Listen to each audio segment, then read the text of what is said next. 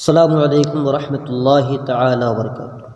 آج کی اس ویڈیو میں ہم سورۃ البقرہ کی کچھ آیتوں کا ترجمہ اور اس کی ترکیب پڑھیں گے۔ اعوذ باللہ من الشیطان الرجیم، بسم اللہ الرحمن الرحیم۔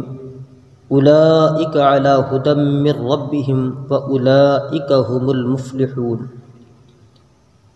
اولئک علی ھدی من ربہم، وہی لوگ اپنے رب کی جانب سے ہدایت پر ہیں۔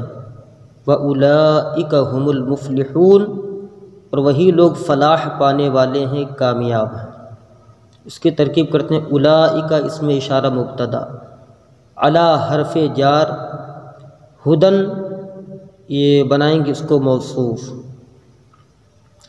من حرف جار، رب مضاف، ہم ضمیر مضاف الیہ، مضاف اپنے مضاف الیہ سے مل کر من جار کا مجرور، جار اپنے مجرور سے مل کر ظرف مستقر ہوا ثابتن یا کائنن کے، کائنن اسم فاعل، اسم ہوا کی ضمیر پوشیدہ اس کا فاعل، اسم فاعل اپنے فاعل اور متعلق سے مل کر شبہ جملہ اسمیہ ہو کر یہ ہو جائے گی موصوف ہدن کی صفت۔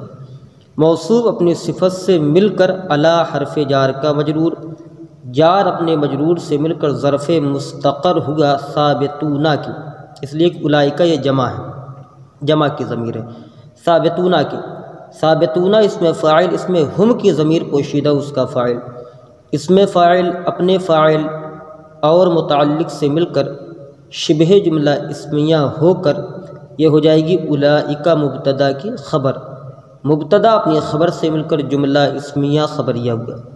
وَأُولَئِكَ هُمُ الْمُفْلِحُونَ، واو حرف عطف، اس کا عطف اسی ما قبل پر ہوگا۔